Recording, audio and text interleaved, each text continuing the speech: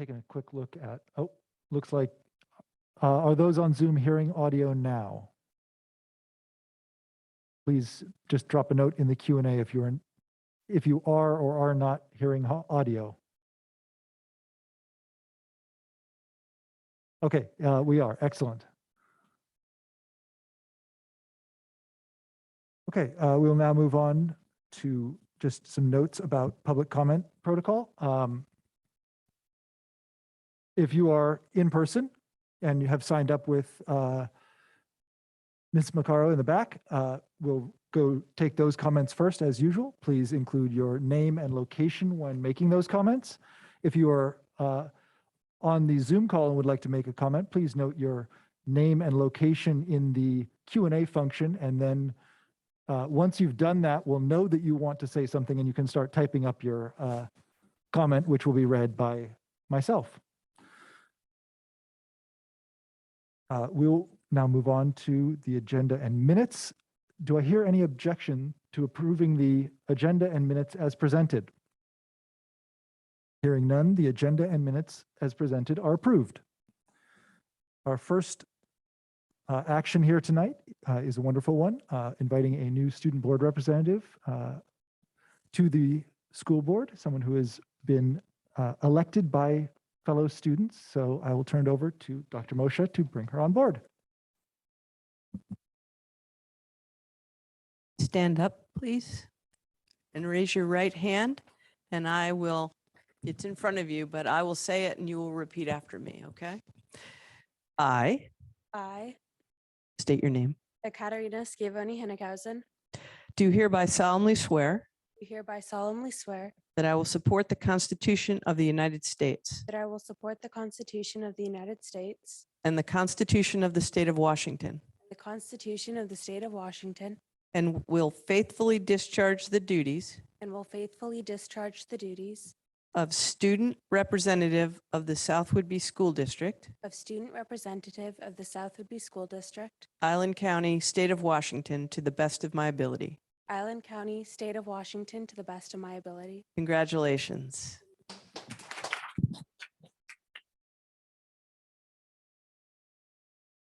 Welcome aboard. We will now move along to the consent agenda.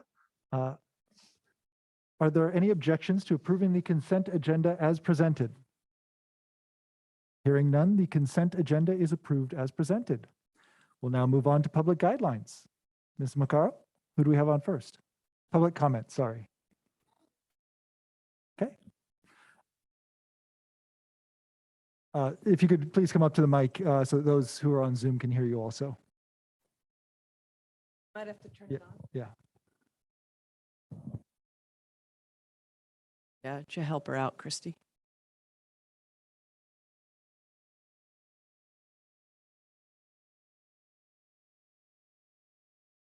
Hello. Whoa. Hello, my name is Ashley Rados, and I currently live in Freeland, Washington. So I'm just going to dive into what I wrote. As a woman with 2 invisible disabilities, having to stand up here in front of our community and in front of all of you right now and try to convince you that I belong feels pretty demoralizing for me. When our role is to support the students in the community that we serve, though, I also believe that love prevails and it welcomes faith in. Love and faith are a value and a belief that guided so much of Reverend Martin Luther King's civil rights work and his preachings, a man whose books I read in times like this. This morning, as I was reading one of his sermons about the gift of love and what it means to love thy neighbor in times of hardship and fear, I stumbled upon these words.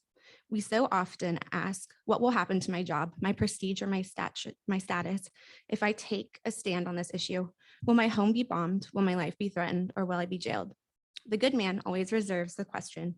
He continued and said, Abraham Lincoln did not ask what will happen to me if I issue the Emancipation Proclamation and bring an end to the slavery, but he asked what will happen to the Union and to the million of Negro people in which if I fail to do so. In servant roles, our role is to serve. This passage had me reflecting on questions I've been asking myself all year. I developed PTSD due to retaliation as a whistleblower in Bellevue School District. I had all these questions circling starting in September. If I see Special education law being broken and say something, will I be targeted? Will I face retaliation? If I stand up for myself, will my mental health and disabilities be called into question? If I continue to advocate, will I get a directive? Will I face an unjust investigation? Will I be put on administrative leave? Will my evaluation be used against me? Will I get fired? Will I lose my community? What if when advocating, I become triggered by the way I'm treated? What if it all happens again? And it has. Love, though, has a way of reframing fear into purpose. I have asked myself, and now I'm asking you, what will happen to the dignity and the worth and to those who need a sense of belonging, such as students with disabilities? What will happen to the morale and the emotional safety of our teachers, specifically special education teachers, if our leaders' intimidation tactics continue?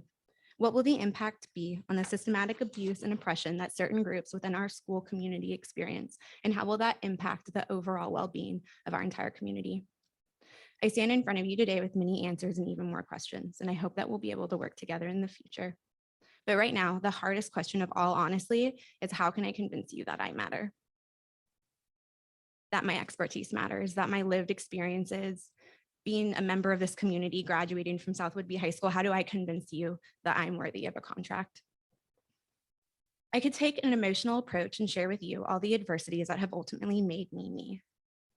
Like how when I was 13 years old, I left Langley Middle School after track practice to find my dad had died. Or that I was on free lunch all of my life. Or that on November 11th, 2011, I lost two of my best friends. Two people that really mattered to me and to our community. I could take the logical approach and explain that any changes to my program and how my students are served require data to support change in least restrictive environment, reevaluations, IEP meetings, and parent input. According to Dr. Mocha, my contract is being non-renewed due to financial reasons, and this determination was made because the district does not have the enrollment needed to maintain its program and services at present levels for 2022-2023 school year. I have 7 students in my program, which is high for a self-contained behavior room. And in special education, enrollment has increased all year. My students also showed massive growth in their academics, behavior, mastering their IEP goals, and progressing for some years worth of academic learning towards grade level standards. I could take the honest approach and say I believe this decision to not renew my contract is rooted in discrimination and retaliation for advocating and filing a HIB against a member of district leadership. I'm only 1 out of 2 teachers, and I truly don't understand why I'm one that was chosen. I could speak my truth and say if I would have complied with the injustices and oppressive demands, I believe my contract would have been renewed and I would not be standing up here in front of you today. South Whidbey School Board, how you treat me sets the precedent for how teachers with disabilities are treated. And I totally get it. I don't look like I have them because they're neurological. And that's the struggle that a lot of the students I serve face being a self-contained behavior teacher. It also sets the stage for how teachers who advocate on behalf of their students are treated. You're also setting the stage for how South Whidbey graduates are treated and how we're welcomed home, especially the ones who are living and breathing proof that our current vision and mission statements are realistic and actually attainable for all South Whidbey students. It takes a community to reach goals. It's a group effort that values forgiveness and honesty and listening and acceptance in the pursuit of non-biased and inclusionary decision-making to ensure that all students are able to achieve that, to achieve our mission. There are barriers we need to work on removing in order to turn our current vision and mission statement into a reality. I believe in our vision, just as I believe in the vision of Martin Luther King, and these are the final words I'm going to share. The ultimate measure of a man is not where he stands in moments of comfort, but where he stands at times of challenge and controversy. The true neighbor will risk his position, his prestige, and even his life for the welfare of others. I gracefully ask that you take a risk on me and take a risk to deny Dr. Mocha's recommendation to not renew my provisional contract and allow me to continue to grow with my students in our community as a self-contained behavior special ed teacher. I risked it for our students. Can you risk for our community? Thank you.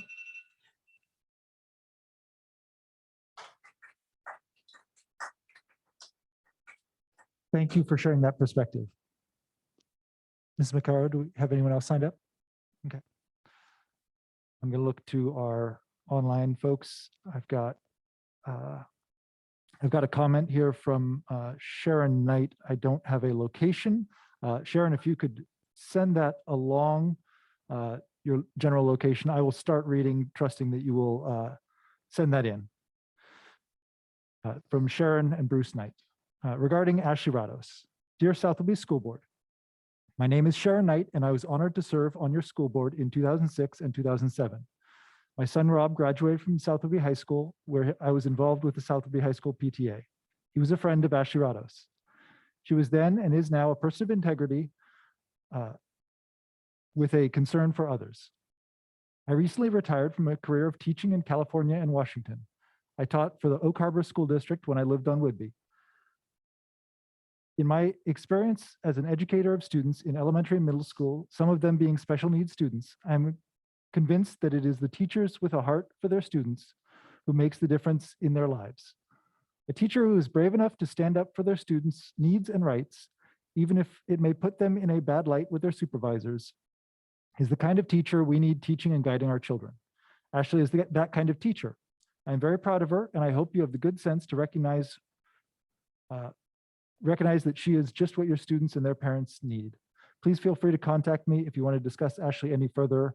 I'm not going to read the cell phone number since it's in a public record, but Sharon Knight, thank you, Sharon Knight. They're in Palm Desert, California. Thank you, Sharon, for sharing that.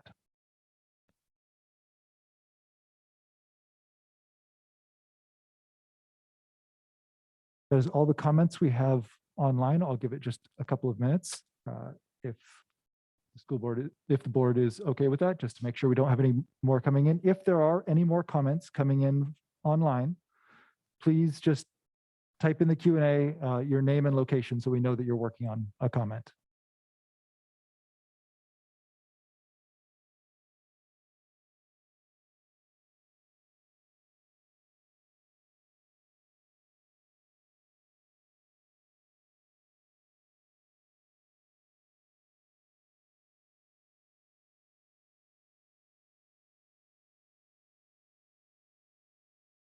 Not seeing anything.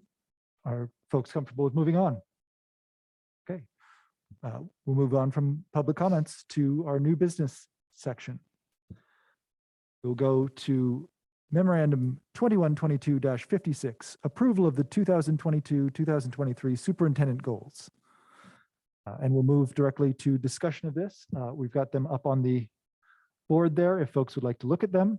I know that there are some board members who had suggested tweaks or anything. So if there's any discussion or amendments that folks would like to present, now would be the time.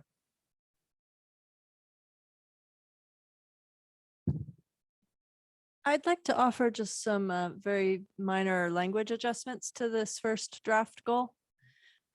First of all, thank you for the work that was done. I was unable to join at the last meeting, and I'm grateful to see the progress that was made in my absence. Thank you. I see the word community occurs twice in this sentence, and I thought it might be clearer and more compelling if we were to say, build a school culture of care and belonging in the first clause.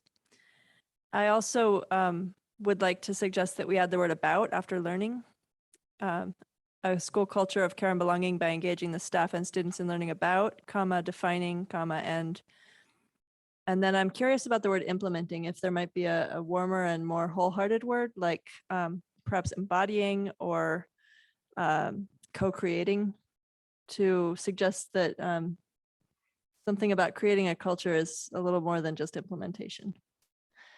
So my recommended restatement of this first draft would be build a school culture of care and belonging by engaging the staff and students in learning about, defining, and co-creating an inclusive educational community that they are proud to be a part of, or actually I would say of which they are proud to be a part.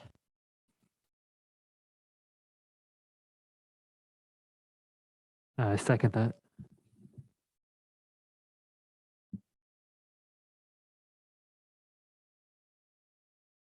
Christy, did you get those words, or do we need Marnie to repeat them if the board is interested in changing that? I've got them so I can repeat them in the form of an amendment if, or if you'd like to make the amendment to restate it. Sure. I would like to amend the first district superintendent goal to build a school culture of care and belonging by engaging the staff and students in learning about, comma, defining, comma, and co-creating an inclusive educational community of which they are proud to be a part. Second that.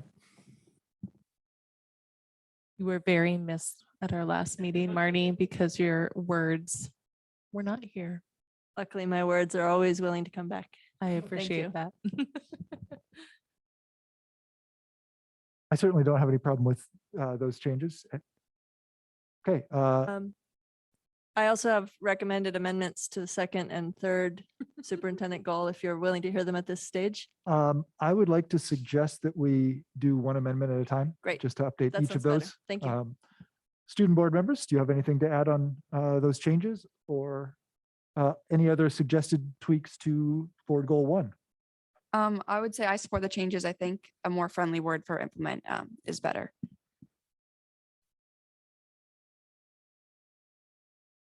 I agree with what Audrey says. Okay, so we have, so all those in favor of amending the first goal to read, build a school culture of care and belonging by engaging the staff and students in learning about, defining, and co-creating an inclusive educational community of which they are proud to be a part. Please say aye. Aye. Aye.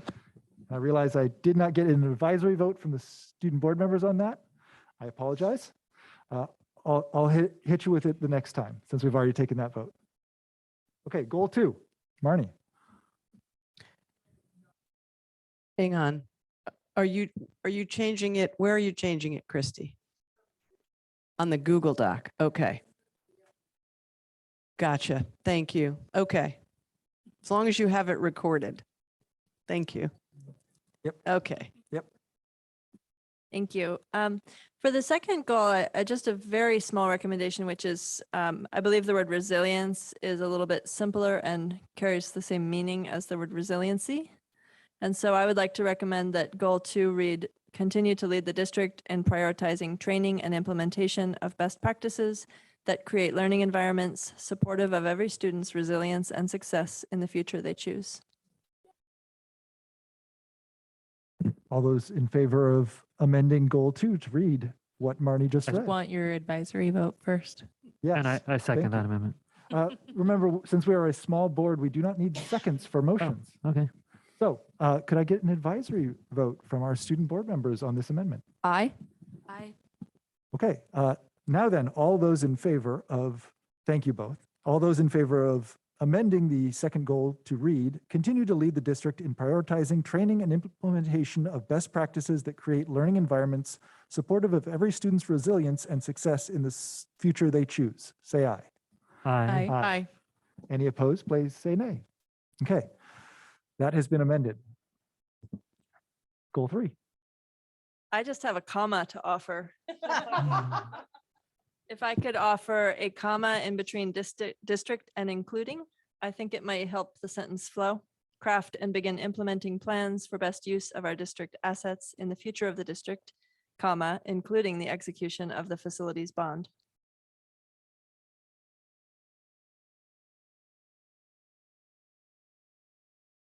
Any other thoughts or comments from board members, including student reps? Okay, advisory vote from our student reps. Aye. I All those in favor of amending the third goal to add a comma after the word district and before the word including, please say aye. Aye. Aye. Any opposed, please say nay. Okay, so we have 3 amendments to tweak these goals. Is there any other, and they have all passed, is there any other comments or questions from the board on the goals as a whole? I would love to get advisory votes from our 2 student board representatives on whether or not we should approve these goals. Aye. I All those in favor of approving the amended goals,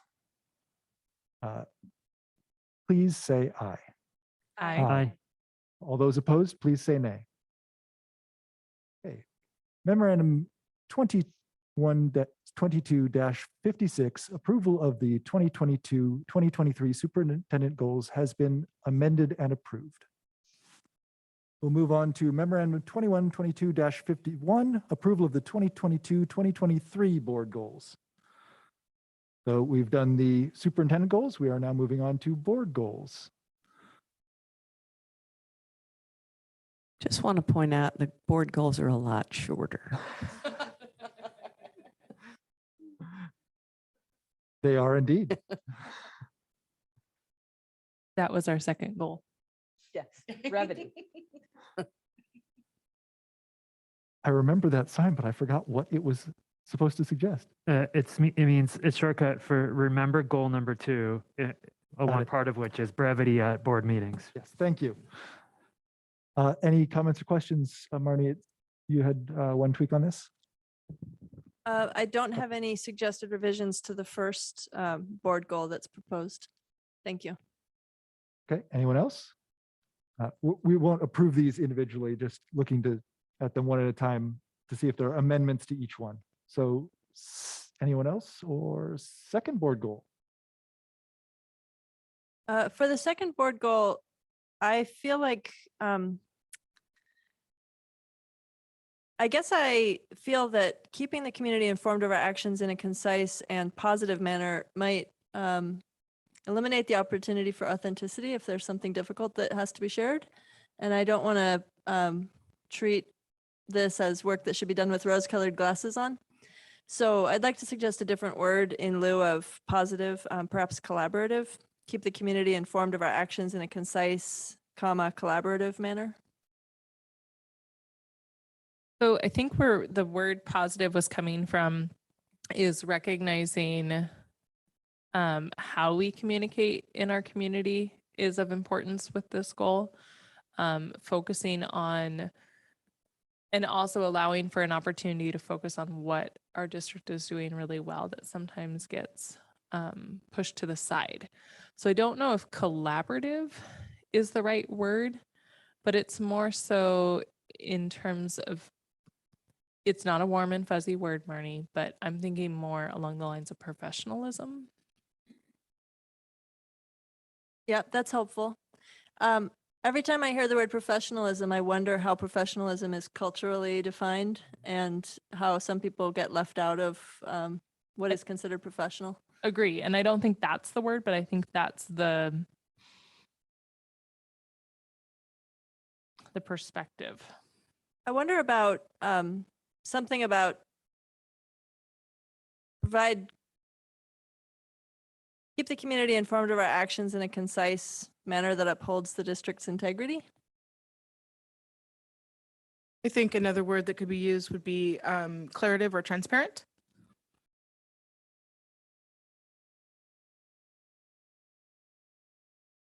I'm open to this taking any form it needs to take. For me, the word positive feels limiting, like it constrains us to I think that's a very valid concern about that. What was that language that you had to add to the end? Concise manner. keep the community informed of our actions in a concise manner that upholds the district's integrity.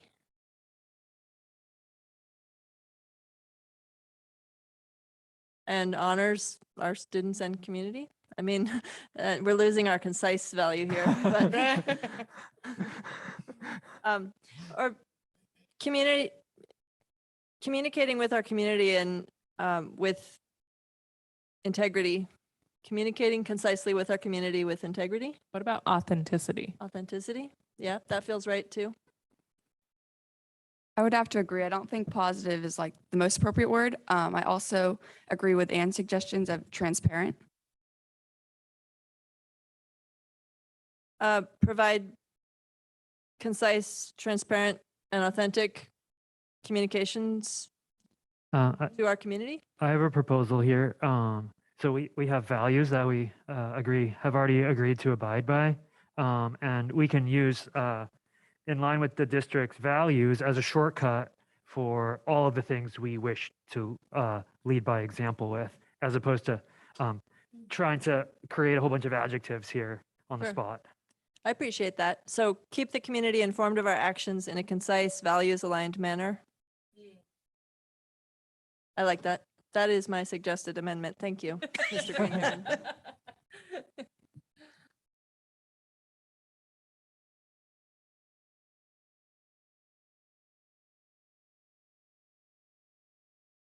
Okay.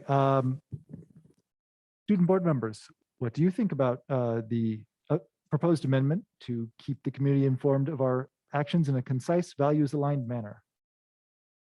Aye. Aye. Uh, All those in favor of approving the amendment to change the second board goal to keep the community informed of our actions in a concise, values-aligned manner, please say aye. Aye. Aye. Any opposed, please say nay. Okay, that amendment has passed. We will move on to number 3, which I'll just read since I realized that we're talking about this and not following goal 3. So number 3 is model universal design for learning at board meetings and participate in shared professional development with the district. One suggested amendment I have is defining UDL and putting the non-abbreviated version, just so it's more understandable language for our community and for ourselves.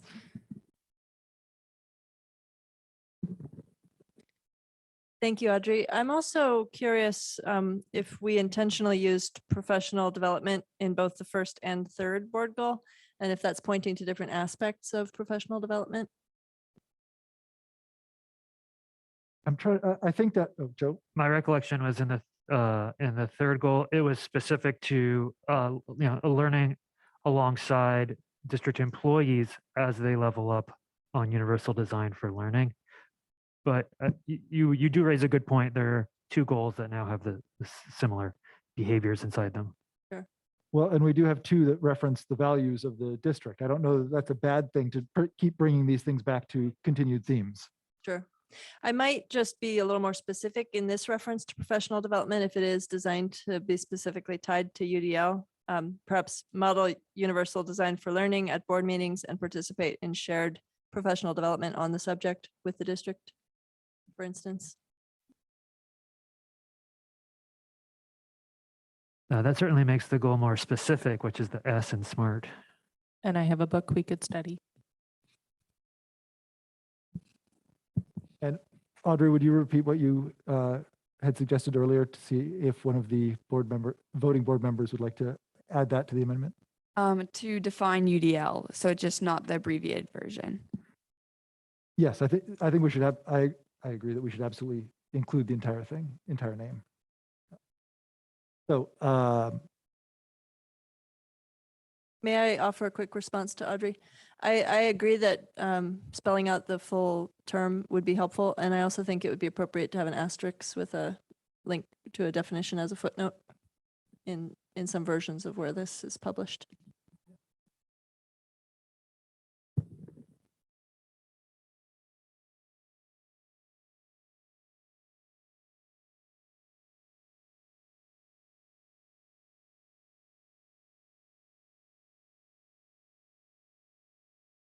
So as has been suggested, to amend this to read this goal to read model universal design for learning with an asterisk leading to a definition of UDL at board meetings and participate in shared professional development on this subject with employees of the district. Does that sound okay? Student board members, what say you? Aye. Aye. And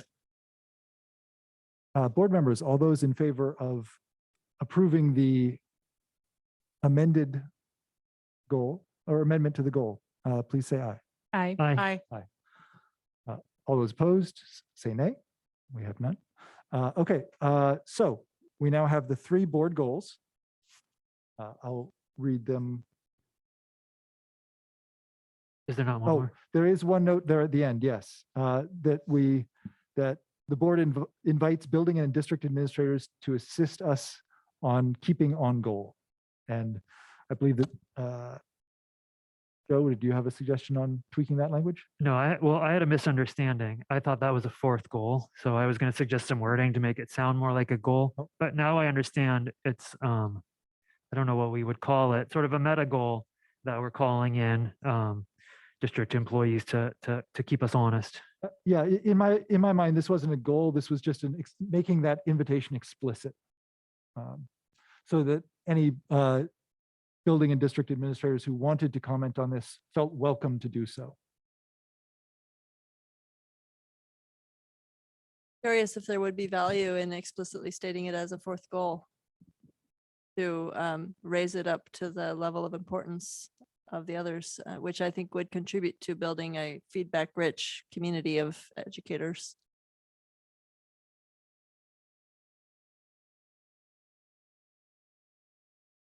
I would say let's leave it as it is for this year. And if we feel like it's still something we need to work on as a board next year, then we could add it as a goal. Sounds good. Thank you. Maybe the idea being there that if we can do it like this, that's great. But if it has to be elevated to the level of a goal, we'll do so. Yeah. Okay.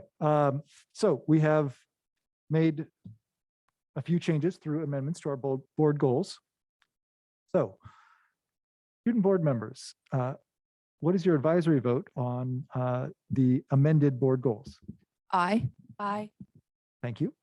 All those in favor of approving Memorandum 2122-51, approval of the 2022-2023 board goals as amended, please say aye. Aye.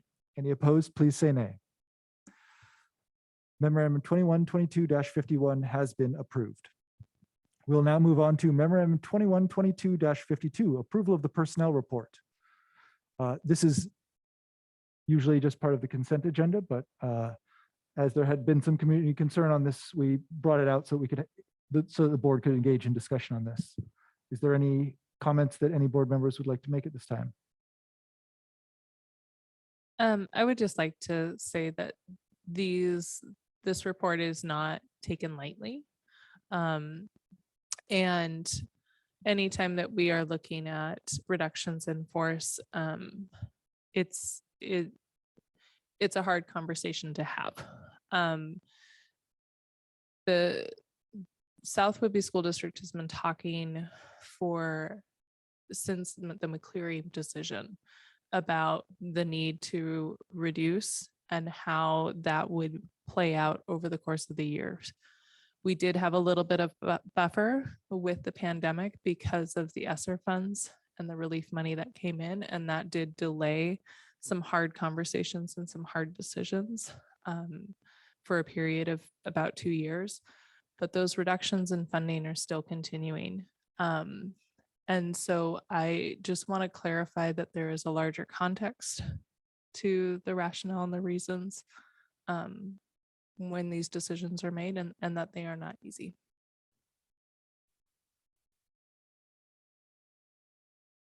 I also just want to acknowledge the human impact of these decisions and the care that goes into making them, and also the impact that they have in our community and on individuals and families, including some who are here in this room. And I want to express gratitude and compassion for those who are impacted by these decisions. Thank you. I had a couple of questions for Dr. Moshe or Mr. Pullman, whoever may be able to answer them. I just wanted to make sure, were the non-renewal of contracts and reductions in force, to your knowledge, in keeping with the union contracts and laws of Washington? Absolutely. We conferred with the unions of the impacted individuals. We certainly followed the RCWs. The individual teachers who are non-renewed are in their first year of with the district, which makes them provisional. And as such, the district is reducing by those 2 individuals. Doesn't mean that we won't fill seats with existing staff. So we will serve all of our students. It's just, it will be different folks. So you mentioned you'd discussed the reductions with the unions. They're satisfied with the actions of the district in this? Well, As no satisfied as they no can one be is with the reduction satisfied of- when staff are reduced, but they are satisfied that we followed the laws, that we conferred with them, and that we took appropriate action. And the special education students at the North Campus will be adequately resourced? Absolutely. You know, I do want to put it in context. We have 85, particularly in the certificated ranks. We have 85 staff at the current time. Next year, we will have 76. At the elementary in particular, next year, we will have 30 students who have IEPs. We will have 2 certificated staff with them and 10 paraeducators. And we will meet the IEPs of those students with the staffing that we have scheduled. So yes, they will be appropriately resourced. Are there any other comments or questions from board members? I just want to thank Director Downs and Director Jackson for their earlier comments, because it's easy to get lost in paperwork that these are people's jobs and careers that we're talking about. So I don't have anything to add, but I do want to acknowledge my appreciation. I also wanted to remind the board that at your next meeting, you will hear again from Dan on a full budget report for plans for next year. And as he will tell you, and he certainly can comment this evening, even with these reductions, we are using $1.5 million of fund balance for next year's budget. We know that we will also be reducing next year, and our hope for next year is that we also reduce facilities use. So that will bring budgeting down. But this is a sustained reduction in enrollment that we have to continue to address over time. So again, that will be in full detail at next meeting, and then the board will vote on its budget at the end of July. I don't know if you have specific questions for Dan, but this is exactly what we talked about in April and May in terms of budget. So it's not a surprise. It is definitely an impact to those individuals, and I respect that. And to Andrea's point, just to reemphasize, this has been something that we've been talking about since I got on the board, at least. I'm sure since before then, but I Yeah, know since then. It would have been, Dylan was a baby because he was on the floor.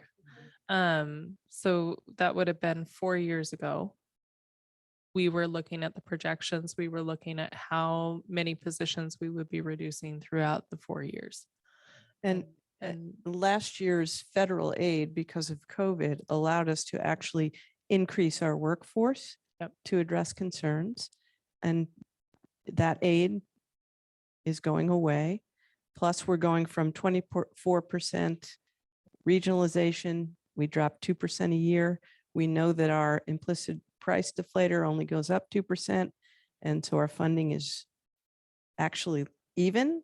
And we also know that our costs are rising. So the board is aware of this. I'm just making sure that it's in context in terms of this particular personnel report and the reduction in force necessary. And I think that sometimes when retirements come in or resignations come in, there's a natural attrition, and sometimes those come in different waves. So it can feel like that it's only impacting a few, when in reality, those retirements, those resignations, in some ways were expected, but they also buffer the impact on the remaining staff force. Thank you for the reminder of that. I also want to give a thank you to all of those staff who have been with the district, whether 1 year or decades. Some of my former teachers retired this year. So I do want to give a thank you to all of those teachers stepping away from the employment at a school district, whether they're stepping away from education or not. My wife's a teacher, so I know very well secondhand that this is a very hard job. And so I want to give a lot of appreciation for those who have stuck with it so long and impacted so many lives. I just want to offer one more observation, which is, I think one of the superintendent goals that we discussed around the fiscal future of the district is, it ties into this discussion because the recent census report shows us that we aren't going to be seeing any improvement in enrollment in the coming years unless there's a community-wide shift towards housing for affordability or something else that allows young families to make a home here on this island. And so I just want to, while we're setting context, I want to remind us of the additional context that recent census provides, and that there's probably no end to difficult decisions that are going to need to come down the pike.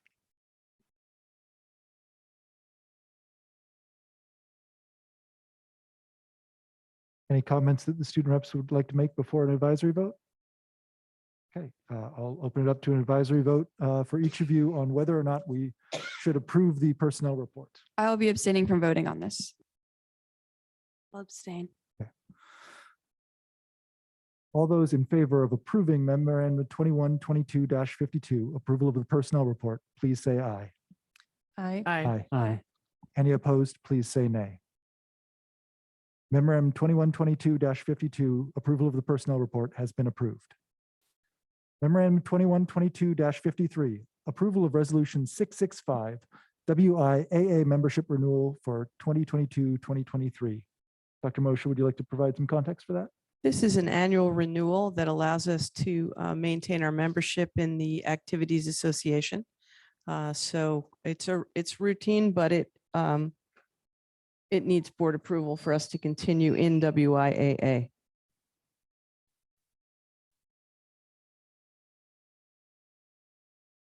Any comments or questions on this? I'll keep it short, but as WIAA rep, I just want to remind the board of the importance of athletics and other activities to the well-rounded nature of our students. Okay. Student board members, do you have an advisory vote on this? Aye. Thank you.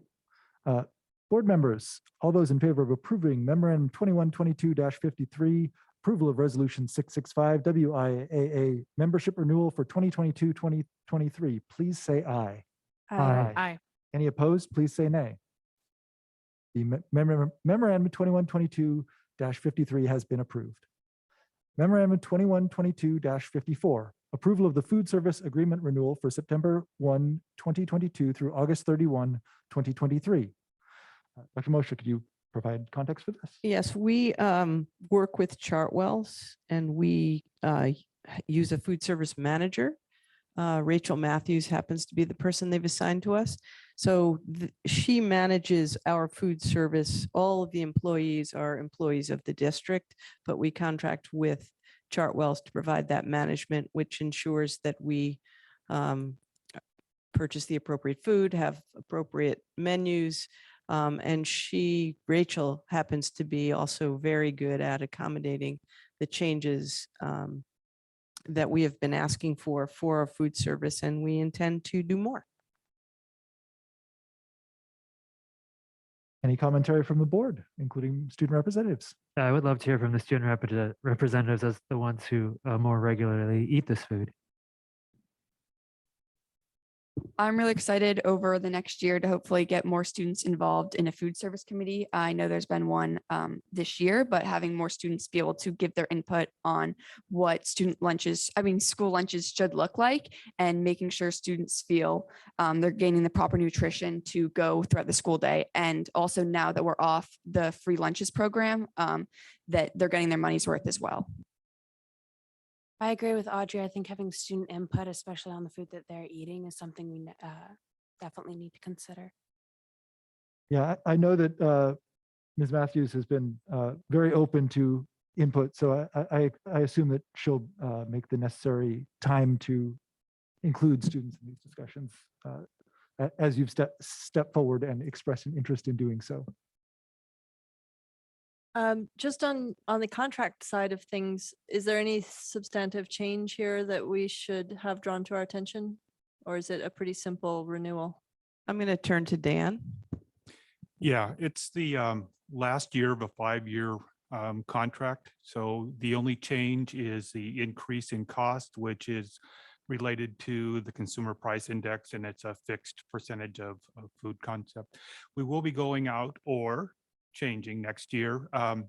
This is the last year of this contract, so it expires a year from now. So next spring, we'll have to make the decision as a school board whether we want to go out for another request for proposal. And I'd love to have our young students involved in that process if they'd like to be, because we have to create kind of what type of food we want and the different criterias that are, in that request for proposal. Or we decide as a district that we don't go with a food service management company and we do something in-house. So there's that decision to be made next year. But the only change is the amount, and it's fixed in the original contract as how that changes annually. Very good. Thank you. That's helpful. I'll just add, I ate a meal when I toured the high school and middle school, and it was not bad. Yeah, I also, I've eaten meals at both of the kitchens that work here, and they're certainly edible. There's always going to be, they were tasty. I mean, let's be clear, they were tasty. They weren't gourmet, but you're not going to get gourmet working out of a kitchen and massing out that many meals. I'm not trying to damn them by faint praise. It was tasty. Yeah. It's really important. And I say this, it's funny, but what goes into school lunch in terms of the nutritional content is it's regulated. And I think that student input will be really helpful. I also think we will be able to provide knowledge of what school meals must have. So that also adds to the perspective of, if you really want French fries to taste good, you've got to put salt on them. Well, if you put salt on them, you've just changed the content of sodium, and they don't even put out salt as a condiment. So it's things that we all take for granted, right? You go to McDonald's, you want fries, you put salt on them and they taste good, right? It's important to understand the entire picture. That's I was going to add how much I learned when I was able to sit down and have dinner with our Chartwell's representative at a conference last year, and the constraints that are placed upon those preparing the food in our schools to be legally compliant with dietary guidelines are just extraordinary. And then, combining that with ingredient inconsistency in terms of sourcing and supplies and timing and storage needs, it's just an amazing jigsaw puzzle that they managed to somehow put together into square meals each day. So I'm impressed with the work that is being done on behalf of our school and the students. I do hope that in the coming seasons, we can learn more about how to accommodate students in our schools with unique dietary needs and preferences, just because I think sometimes choice can be limiting for those who don't eat certain ingredients. Yeah, thank you for that, Marty. I appreciate that too. Kiddos with, sensitivities or dietary needs or desires. I really look forward to a student committee and having that student committee then being educators for the students around just what we were talking about, why certain things have to be in a meal, why the nutritional value has to be as such, what the portion sizes look like, things like that, so that every kid can come in informed and know what it is that they can ask for then. So I really, really appreciate the student work that's going into this.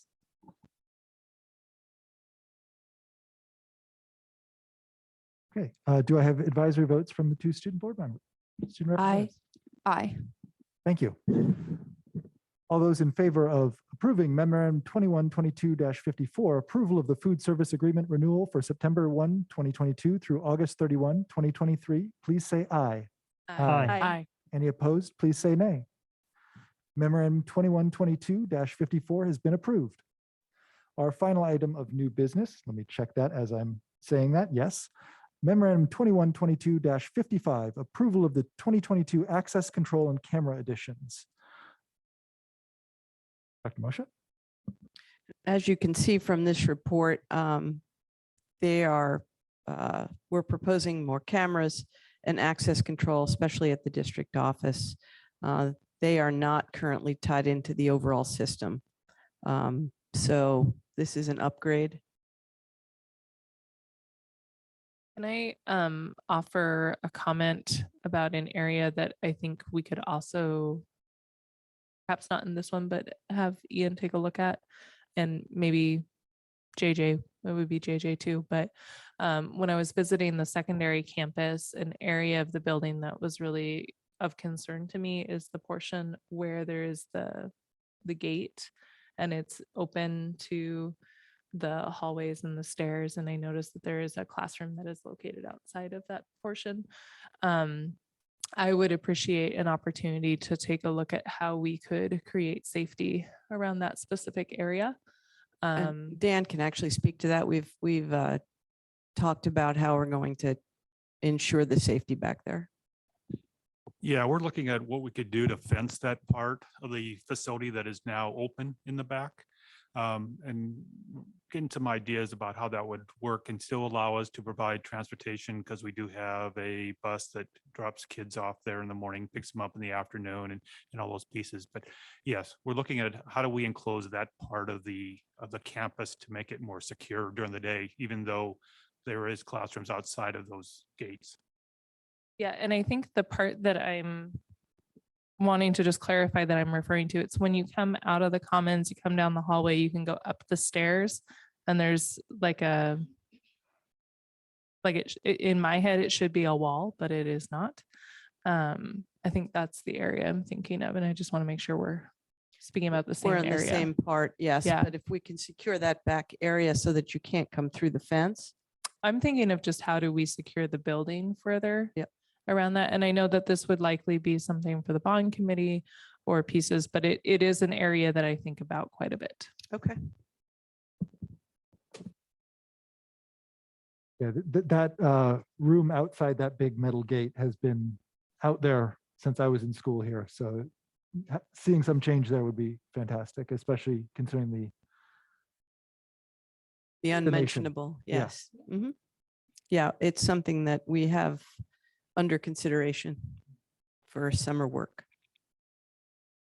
If not the bond, but if we can do it in the summer, we will. I have a question. So my layperson's read of this, I believe these cameras are connected to the internet so that the data, the video feed can be monitored in a central location. I just want to ensure that those feeds are secured so that no one unauthorized could be viewing the video feeds. They are. We have cybersecurity as a #1 priority, and Ian is on top of that. I can't give you the specifics, but he could.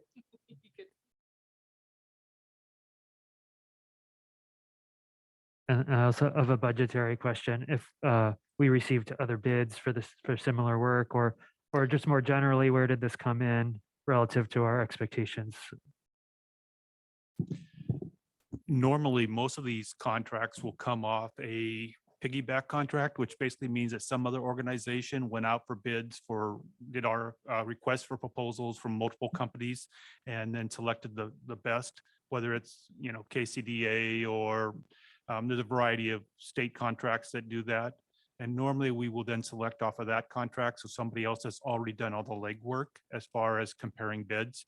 And normally you get better prices because it's the volume, right? It's the state of Washington doing the bid, or Department of Enterprise Services, or, a larger organization, or maybe a larger school district or multiple school districts.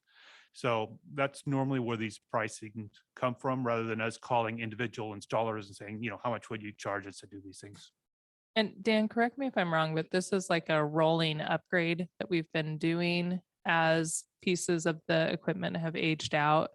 And the rationale for this company was that they had items that would tie in and then also be able to grow with our system needs. Yeah, and that's the biggest thing, is that it's all interconnected. So it isn't standalone cameras in every building.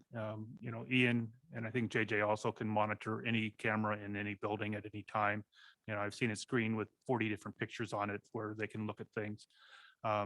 And the quality of the equipment, it used to be we had cameras in the transportation department and we could see that somebody came in and took the door off the van, but we couldn't see anything other than it was a person, where the new cameras could tell you who that person was. So it's a big upgrade in the quality of the cameras. And also it's some of the access doors are failing. So it's, improving the access doors so that with our badges, we can get in and out, we can lock down, we can do all those things in case of an emergency. I noticed that the South Libby Community Center is mentioned as one of the spaces that is going to receive a doorbell, it looks like, and a camera. Wondering, because community members access that space because they have offices there or businesses there, will that impede their ability to get in and out of that building at any time of day or night? If If it's an access system like we have in the rest of the buildings, they will have a card, it opens the door. So no, I think it just allows them to lock the door without having, and having access for the people that belong in there. Fantastic. Thank you.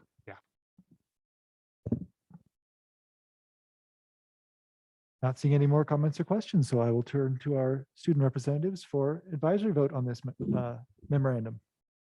Aye. Aye. Thank you both. All those in favor of approving memorandum 2122-55, approval of the 2022 access control and camera additions, please say aye. Aye. Any opposed, please say nay. Memorandum 2122-55 has been approved. That concludes our new business. We'll move on to reports. Our first one is on policy 2151, interscholastic activities, our annual report. I'd like to call Paul Lagerstedt up.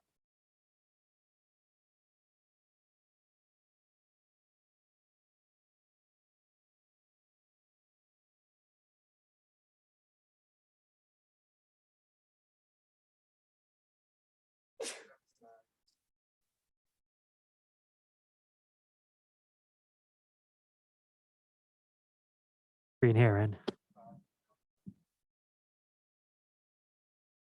Yep, you both need to turn your mic on.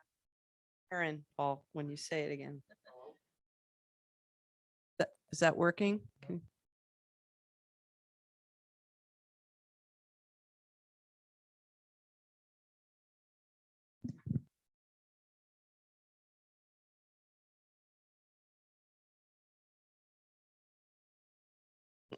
Here.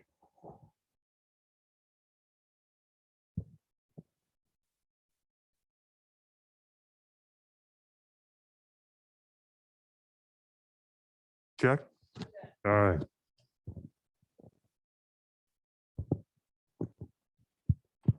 Okay, here are the numbers for participants for South Woodby High School and recognized Washington Interscholastic Athletic Activities, WIAA, sports and activities for the 21-22 school year. As with all pandemic issues regarding education, the COVID pandemic had a significant impact on athletics and activities. Although our seasons for both high school and middle school occurred in the normal calendar for the normal length, the operation of each season was anything but normal. COVID guidelines for some sports required testing athletes up to 3 times a week, where positive tests could sideline an entire team due to contact tracing. Restrictions from WIAA, Department of Health, and our Emerald Sound Conference would have direct influence on participation and attendance to the events for our community. Despite these challenges, the South Woodby community exhibited an amazing amount of support for our programs. Adults and students followed the guidelines, limiting the number of athletes out for COVID and game canceled. Special kudos go to our school nurses for their diligence in monitoring procedures and communications. I would also give a shout out to a school employee, drawing a blank. Kimmy, thank you. Kimmy Johnson did an amazing job assisting with the testing, coming in early and up to, at some points, up to 100 athletes.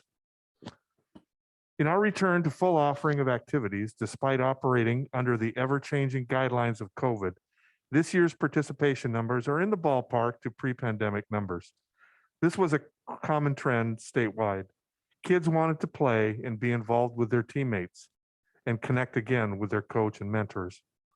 All of our sports were offered to compete in this year. Of our 414 total enrollment, high school and academy, we had 343 individuals participating in 19 activities. This number includes band and choir. With 142 students participating in one sport and 97 students participating in 2 or more sports, for a total sports participation number of 391. Falcon participation numbers continue to be strong in girls tennis, boys tennis, track, volleyball, and boys golf. These are solid participation numbers when taken into consideration of increased family issues that prevent student participation, such as work, siblings, and COVID concerns. This year marked the return of Cougar athletics also. South Whitby Middle School also returned strong participation numbers. Of our enrollment of 180 students, we have 255 total athletic participants. Cougar participations remain strong in cross-country, volleyball, girls basketball, boys basketball, and track. In the Cascade League, other than considerably larger Lakewood Middle School, South Whitby has one of the highest and most consistent turnouts in middle school sports across the board. Entering our second year in competing in the 14-team Emerald Sound Conference, the Falcons were impressive on the field of play, culminating with conference and district championships in girls soccer. The ESC regularly is the most competitive soccer league in the state. This year with our fourth place team that finished second in the state. As the largest 1A league in the state, we make up entirety of District 2 athletics. So our conference playoffs also constitute our district playoffs. 15 of our 16 teams participated or were represented in postseason competition. Additionally, the Falcons were represented in state competition in volleyball, girls soccer, girls and boys cross country, wrestling, boys and girls golf, and boys and girls track. Falcon individual athletes were recognized with 53 athletes named to first or second team all conference, including conference champions in track, Lenice Gonzalez, Naomi Atwood, Amber Fickle, Francesca Costello, Sophia Mihalopoulos, Cole Cheddar, and Nick Muller. Wrestling, Smokey McClure, Evan Welliver, Cole Thorson, and Dylan Walker. These are remarkable numbers and achievements in a highly competitive league. Our athletic programs are led by truly remarkable human beings. During a pandemic, our coaches truly mentored our athletes with an understanding of the needed socio-emotional sensitivities, dealing with the added individual complications and the constant adjustments to guidelines and available athletes. The South Whitby coaches have always understood this concept and were right there to step up and fill that vital role. These traits are recognized by their peers, as we had multiple coaches be recognized as Coach of the Year, and our programs have been recognized for sportsmanship awards. Tradition never graduates. Even during a pandemic, our tradition of excellence in the classroom for our Falcon athletes continue to shine also. We had 11 of our 17 teams recognized by the WIA for academic excellence. These awards are based on team current GPA. As always, these academic awards are reflective of the commitment and dedication to academics from our students, teachers, parents, and coaches. As we are moving forward, our athletic plans anticipate a continuing return to normal. But if we are asked to make adjustments along the way, we know in Falconville we can succeed. Overall, our Falcon and Cougar athletes continue to excel on the field and in the classroom. Our coaches are dedicated to their athletes and programs, and administratively, we seek to improve the quality of their experience, guided by an education through athletics philosophy. Thank you, Mr. Lagerstad.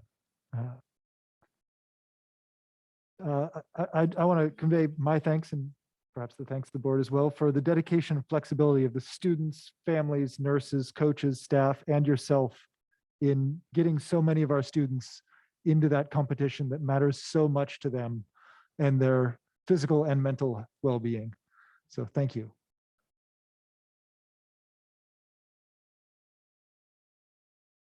Okay, Yeah, well, plus one, the athletics program that you run, you have a lot to be proud of, and I really appreciate both the report and your leadership and helping these students be athletes and scholars.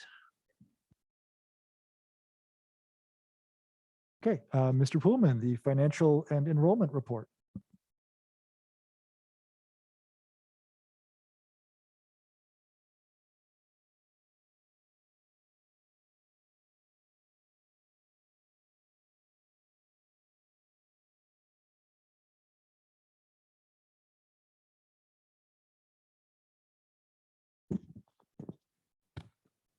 Okay, so this is our report as of May 31st. Start with enrollment. We have our final enrollment count, which is June. So we know what our funding for the year that's almost ended is. So that's always Maybe I get a little closer to it. Yeah, Hold you on have to to be it. within like 6 Yeah. inches of it. Okay, we'll start again. So June enrollment is our final enrollment count. We report to the OSPI from September through June. And at the end of June, they use that finalized annual number to calculate how much our funding for the year is. So we know that. Quite exciting that we are at 1165.5 roughly for enrollment, which is about 1.3 fewer students than we had last year. So that's the most positive enrollment number we've seen in years as far as where we're going with things. Again, you've seen the breakdown of how many of those kids are ALE versus how many are in the basic education program, and also what our enrollment looks like by grade level. Again, if you look at kindergarten and first grade, we're seeing those lower numbers. One of the reasons why we're talking about budget reductions and those things, it's just a lack of students coming into the pipeline, basically. We are 3/4 of the way through our fiscal year, which runs from September through August. Our revenue is almost 77% of budget, and our expenditures are about 74%. So we are spending less than we are receiving, and there's a reason for that, and I'll explain that in a minute. With encumbrances, things that we know that we have to pay for but haven't yet, we're at about 95% of our budget. To be expected, we wouldn't get to 100 because of the federal funds. There was quite a bit of that in non-employee costs that we had not planned to expend, but we're in the budget for the coming year. On the left, on the lower part, you see the revenue, and you can see that it's a little higher in May than we would anticipate based on our pattern. You can also see in the lower right-hand side that our expenditures were a little lower in May than expected. And there's a reason for that. We pay out of the general fund for the capital projects TOSA's salaries. And then every so often I make an adjustment in the system, and May was that adjustment for the last 4 months. So it actually reduced our expenditures below what they actually were for the month. So we're running above where we have been, but there is an adjustment there. Some really good news. The state has this federal funding, and they use some of it for enrollment stabilization. And for South Woodby, this is a real benefit because they went back a couple years, looked at our enrollment and said, we will give you funding based on that enrollment change from 2 years ago to this year. And for us, enrollment decline is a pattern that wasn't caused by COVID, but because of the COVID across the state, you saw enrollment reduction. And so they created a mechanism to fund districts for that enrollment loss. So for the 103 fewer kids that we have today than we had a couple of years ago, they are giving us an additional $664,000, which they deposited into our account this month. So that if you look at the revenue increase, you see it's a little higher than we anticipate. That is why. We won't spend it this year. It will increase our fund balance. We have until September of 2023 to actually spend the money. And we can use it for basically any purpose, but we will have to report to OSPI how we spent that money. And here's my thought process, and we'll talk about it when we get into the budget, but I'm going to use it for the things that are unusual. They recommend, as you can see here, don't use it for ongoing contracts because it's a one-time payment, but we're going to buy curriculum with it. We anticipate, based on the last delivery of diesel fuel and gasoline, that it's a couple dollars per gallon more than we normally pay. So a difference in those costs for the next year, I'm going to use those funds for just all those different things that are basically caused by the spike in inflation at the moment, because it's hopefully will go back down and it's kind of a one-time use. So we'll talk about that in July when we do the budget presentation, and we'll go through all those things. Budget status, basically it's our revenue and expenditures. You can see that our revenue to date is about 16.5 million and our expenditures is roughly 16.5. So it's about the same. So our fund balance is almost identical to where we started the year at. And it's about $5.3 million. So when we talk about the budget next month, you'll see that we'll be using $1.2, $1.5 million of that fund balance, which we will draw down. And the plan is to do that over the next 3 years to get to the point where revenue and expenditure balances without using fund balance. But we have this luxury of an extra large savings account that we can use to kind of cushion that process, so we don't have to do it all at one time, which is a much easier way to do it. This is just a balance sheet. Assets and liability comes up the same dollar amounts for the ending fund balance. It just how it's broken down and where the money's at. And if you have questions, just ask me as we go along. We also have other funds, capital projects fund. Currently, we have almost $3 million in there. We have about 2.2 million in revenue. We have about 1.3 million in expenditures, another 1.2 million in encumbered expenditures. The reality is we have a lot more than that. If we include the project at the community center, that is the retrofit work in there, but it's not actually showing in these numbers. Debt service, transportation vehicle fund, private purse trust fund, really not much of a change in any of those funds. ASB is continuing to grow their fund balance a little bit, so that's very positive. Any questions I could answer for you? And I just wanted to put some context for the board. When we approved the salary schedule with the McCleary decision, the board at the time was aware of the long-term trickle that this would do. And Dan presented a plan of building up our savings account while we still had the 24% regionalization, and then intentionally using it over the course of the next 3 years to spend it down. So all of that fund balance expenditures were planned for with the board at the time.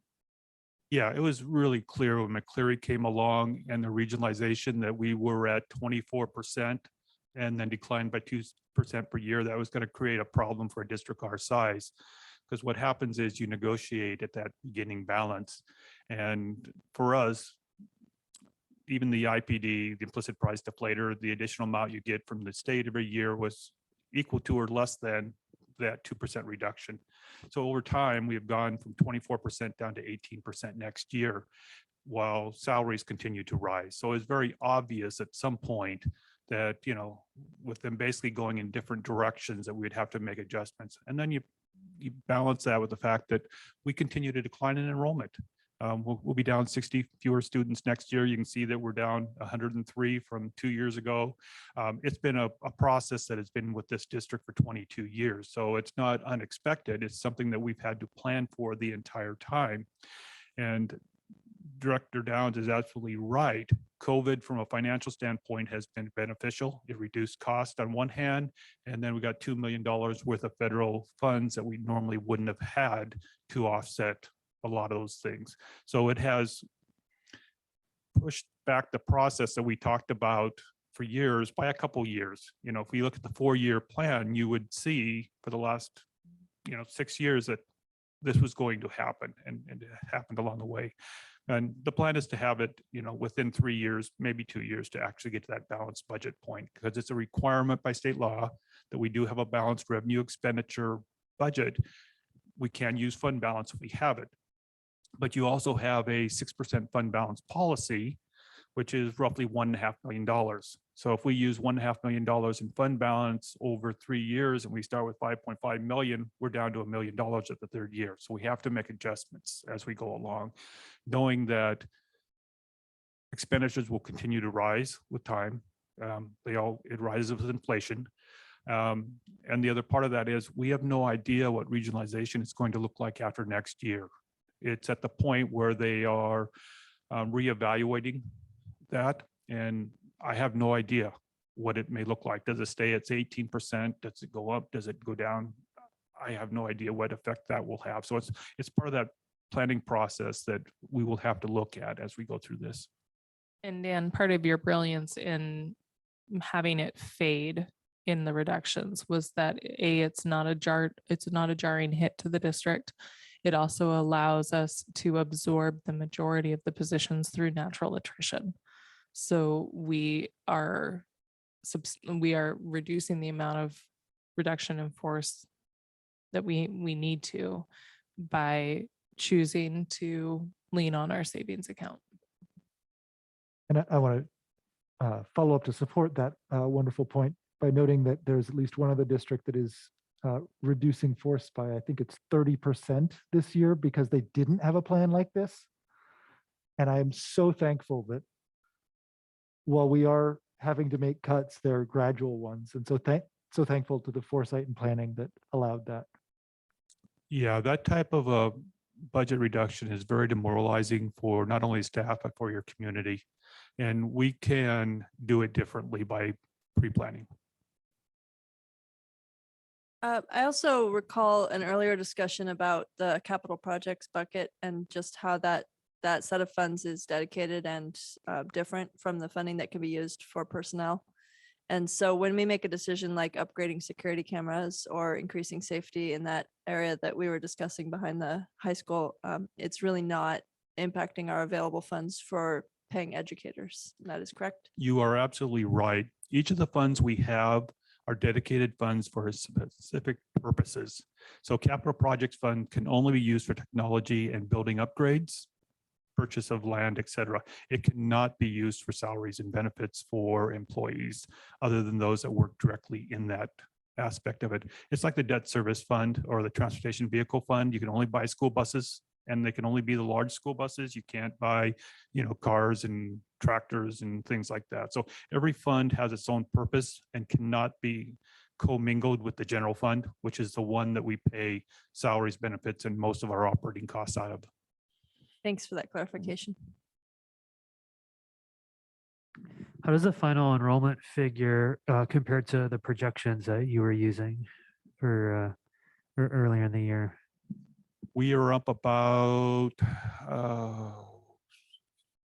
18 or so. I think we had budgeted 1148 and we ended up at 1165 roughly. The thing I do need to point out, if we want to be transparent, authentic, or whatever we are using, is that even though we are only down 1.5, 70 of those kids are in the ALE program, which is funded at about 80% of basic education. So from a dollar perspective, it's down lower than the 1.5 FTE roughly, because look at $10,000 for basic education per FTE and 8,000 for ALE. There's 70 kids at $2,000 each. So there's that difference in revenue, even though the number looks very similar. But again, thank you for Susie Richards for working on ALE and probably another 35, 40 kids that we wouldn't have had. We would have seen a bigger reduction in our enrollment had it not been for her starting that program. So very positive. I just want to acknowledge, yes, it is a really exciting thing to see the ALE program here, not just because that's 70 kids that are in our district, maybe 30 more than we would have without the program, but then the way we saw the students and their experiences recounted for us a couple of months ago was very inspiring. So yeah, thank you. I'd also like to note that I love that you're looking at using some of that federal funding for curriculum. I think that's a fantastic use because we do have some curriculum that is in need of updating. Thank you. We're on the way with upgrading ELA. That's in process. Thanks to Kayla. She's in charge of that. So yeah, we will see new curriculum along the way. Any more comments or thoughts from board members, including student reps? Okay, thank you, Mr. Pullman. We'll move on to the student board members report. Audrey. Okay, today our report is much more brief than it has been, partially due to the fact that we are on summer break. But one thing super exciting that happened today is our new student representative, Katia Schiavone, took the oath of office. She was voted on by ASB officers, which were voted on by the student body. So this position, it's a 2-year term, was open to 9th through 11th graders who are part of ASB, and then it was voted on by their peers within ASB. And this took place the last week of school. Katia, would you like to add anything? Yeah, so we were able to meet and discuss the different positions, and Audrey did a great job explaining basically what this position entails. And then we kind of discussed it a little bit and had a vote on it. And we had 4 candidates come forward to apply, which is really cool because we actually had one from each grade level. So having that representation was really great, especially after, I know I've spoken at past board meetings about how I really thought that the ASB election wasn't the correct way to have a vote by the entire student body. But with time constraints, the board came to the conclusion that that's kind of what we had to do this school year. But personally, I'm going to continue working to have so every student has a vote in the student elected position. And I completely agree with Audrey, making sure that every student is able to vote for who's representing them on the board level. I think that's super important and something Audrey and I are definitely going to work for.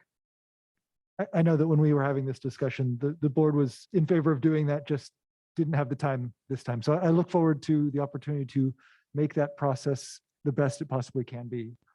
I'm really excited that we had four candidates and that they were from a spread of grades. That's fantastic interest. And I'd like to thank you and Sol for inspiring students to step forward. All good? I think that's it. And I'd just like to say I'm super excited to serve on the board with Katya and see what the next year has. Well, and we've talked about changing some of these student reports to focus on particular areas associated with the school improvement plans and goals and that sort of thing to try to get more of a two-way communication between the student body and the board, which I think is fantastic. So looking forward to seeing those as they come in. Thank you. Dr. Moshe for the superintendent report. I too am brief, brevity being a board goal, but we are on summer break and we are all anticipating at least July being very, very quiet. So knocking on wood. And then we'll be up and running in August and excited to take on all of the new challenges before us. But for tonight, enjoy summer. Thank you. I'll one last thing. I'll reach out to any board members who have a report that they'd like to make or any comments. I attended the ALE 6th through 8th grade end of year share out as an ALE parent. And I just wanted to pass on the enthusiasm and really high caliber of end of year projects that each of the students presented. You know, they got up in front of the community despite being nervous about it. And you could really see their passion because they were able to choose the subject matter that they got to learn about. And it really showed in the final product. Yeah, I had the wonderful experience to work tech to set that up since it was at the Clyde Theater. And so, yeah, I agree completely that enthusiasm was fantastic. Yeah, thank you. Can I just, oh, I'm sorry. I just wanted to very briefly add how impressed I was with our musical performers at the high school graduation. I thought that the quality of musicianship from both our choir and our jazz ensemble and our larger jazz band were just extraordinary. So I want to thank Mr. Harshman for his continued leadership of our music program. And if you can help refresh my memory, our choir director's name. Yes, Paula Ledke. She has been a teacher for one of my daughters this year and leading another great program. So, and the students just blew me away. I just wanted to give a little appreciation for the fact that this school district does take time off in the summer. That's not true of every school district. And it just feels so powerful as a parent that I know there's not, I can still find things out, but there's not things coming in July. And I feel like, you know, as someone who also works with kids, that's a tough job. It takes a lot. And so just having everyone be able to rest feels so powerful. So thank you for that. I do have one more comment. We are offering before and after school care in cooperation with Right at School in the fall. They only have 7 folks signed up. So as much as folks are saying it's really an essential program, I hope they know that if no one signs up, it won't run. So if people are really interested in childcare through the district for before and after school, they need to sign up now for September.